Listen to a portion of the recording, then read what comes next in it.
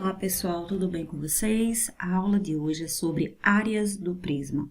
Na verdade, nós temos três áreas, que são a área da base, a área lateral e a área total. A primeira área que eu vou falar agora é sobre a área da base.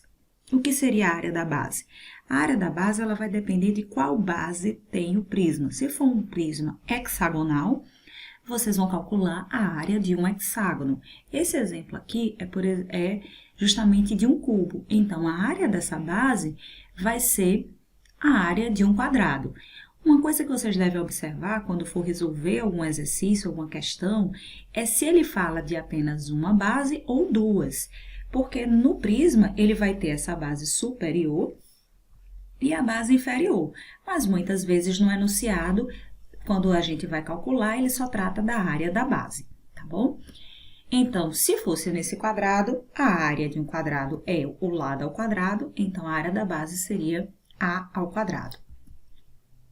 A segunda área que nós vamos tratar é a área lateral, que é justamente a área da face, essas aqui, ó. No caso do cubo, são 4 faces, então 4 áreas. A gente calcula a área de um retângulo ou de um paralelogramo, se esse prisma for oblíquo. Quem não lembra de que trata o prisma oblíquo, clique no card que tem uma aula falando sobre isso. E aí vocês vão multiplicar justamente pela quantidade de faces laterais que esse prisma tiver. No caso, o cubo são 4 faces laterais, então nós calcularíamos a área de um quadrado e depois multiplicaríamos por 4. Bem, agora eu vou resolver a questão 148 da prova azul do Enem de 2015. Bom, ela trata justamente sobre a área de um prisma, tá bom? Ele fala o seguinte: uma carga de 100 contêineres idênticos ao modelo apresentado na figura 1 deverá ser descarregado no porto de uma cidade. Para isso, uma área retangular de 10 por 32 foi cedida para o empilhamento desses contêineres. De acordo com as normas desse porto, os contêineres deverão ser empilhados de forma a não sobrarem espaços, nem ultrapassarem a área delimitada. Após o empilhamento total da carga e atendendo à norma do porto, a altura mínima a ser atingida por essa pilha de contêineres é. Então, o primeiro passo para resolver essa questão é determinarmos a área do armazém, ou seja, seria a área da base. Então, a área do armazém aqui eu vou chamar de A, um Azinho aqui, tá bom? Ela vai ser delimitada pela área de um retângulo. Nesse caso aqui é 10 por 32. Então, seria 10 vezes 32. A área desse armazém seria de 320 metros quadrados. O segundo passo é determinarmos AC, que eu vou chamar de AC, a área do container, que nesse caso aqui, ó, ele tem 2,5 metros de largura por 6,4 de comprimento. Então, essa área vai ser 2,5 vezes 6,4. Efetuando esse produto, nós vamos ter 16 metros quadrados.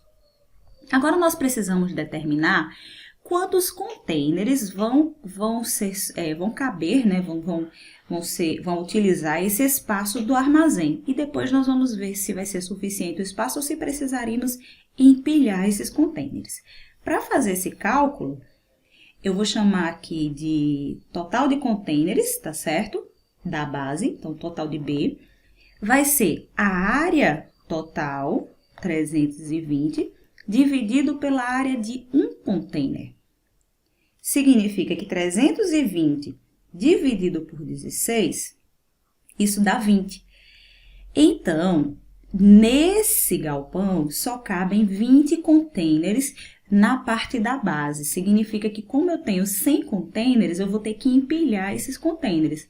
Então, eu preciso saber quantas pilhas ou quantas linhas eu vou ter para empilhar nesse galpão. Então, como são 100 contêineres e cabe 20, né?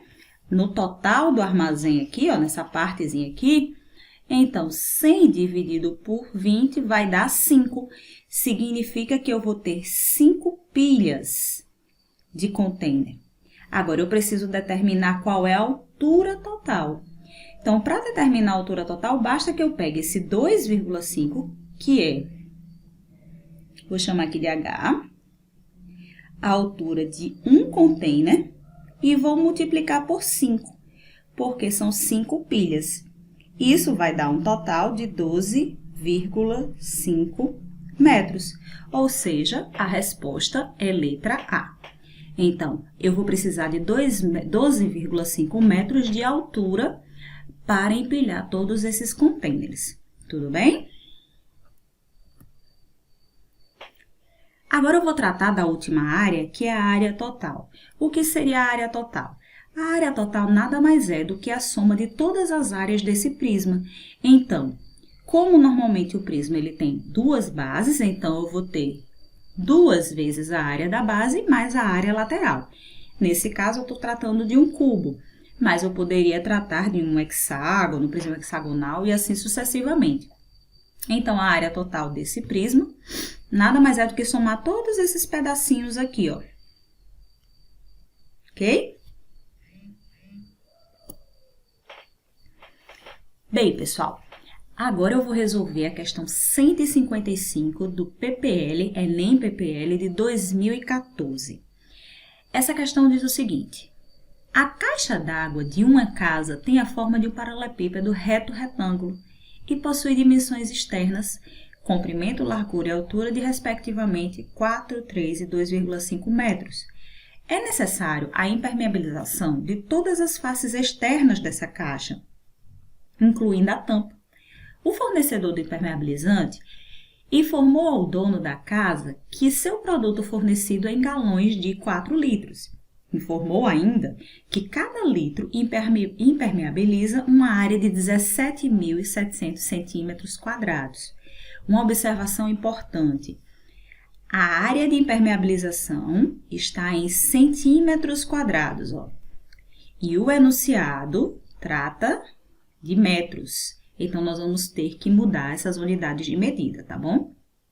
Serão necessárias 3 demãos do produto para garantir um bom resultado. Com essas informações, para obter um bom resultado no trabalho de impermeabilização, o dono precisará comprar um número mínimo de galões para a execução desse serviço igual a... Bom, então vamos lá. Esse é o esqueminha da caixa d'água, né? Então, essas são as medidas que eu tenho para a caixa d'água. Para eu saber quanto de tinta eu vou utilizar, eu preciso calcular aqui justamente a área total desse prisma, certo? A área total nada mais é do que somar as duas bases, a superior e a inferior, as duas faces laterais, essa da frente e a de trás, e essas outras duas faces laterais aqui. Porque como é um paralelepípedo, eu não posso simplesmente multiplicar por 4 a quantidade de faces, porque são retângulos, as medidas são diferentes, tá bom? Então, vamos lá. Primeiro passo é, vamos multiplicar por 2 cada área da face. Então, eu vou ter 2 vezes base, que é 4, vezes altura, que é 2,5 metros. Para essa face aqui, ó. Mais 2 vezes 2,5 vezes 3, que é essa face aqui, ó.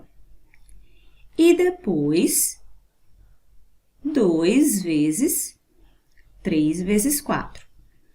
Então, a área total seria 2,5 vezes 4 vezes 2, isso vai dar 20.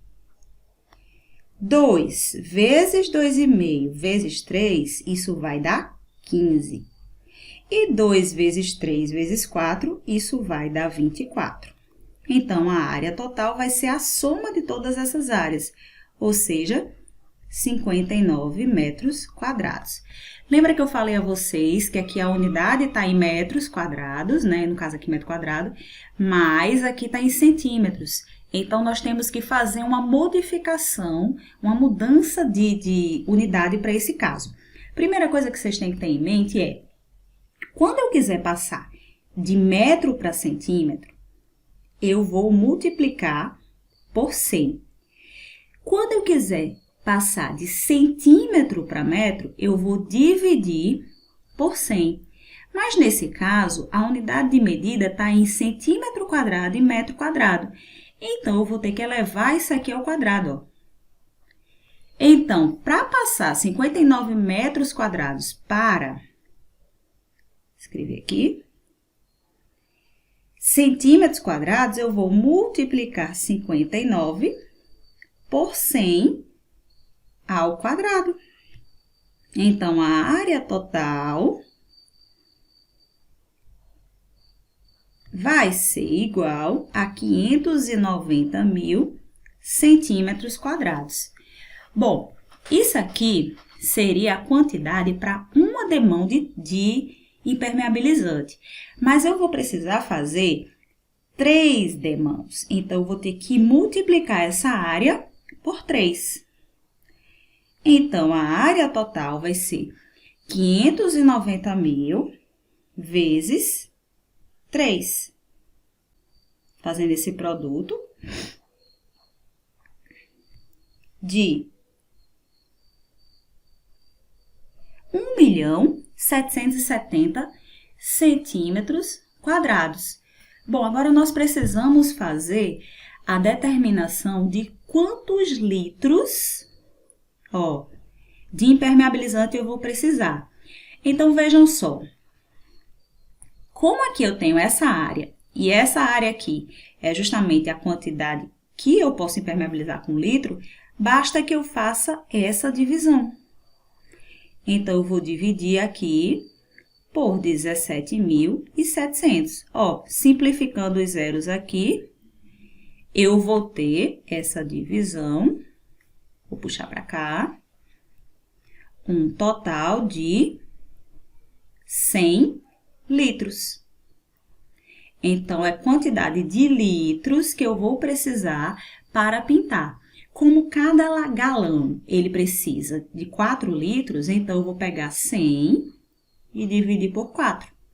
Isso vai dar 25 galões. A resposta, letra D. Bem, pessoal, espero que vocês tenham gostado desse vídeo. Se vocês gostaram, curta esse vídeo, se inscrevam no meu canal. Se desejarem, também se inscrevam e me sigam nas redes sociais. Até a próxima. Tchau, tchau!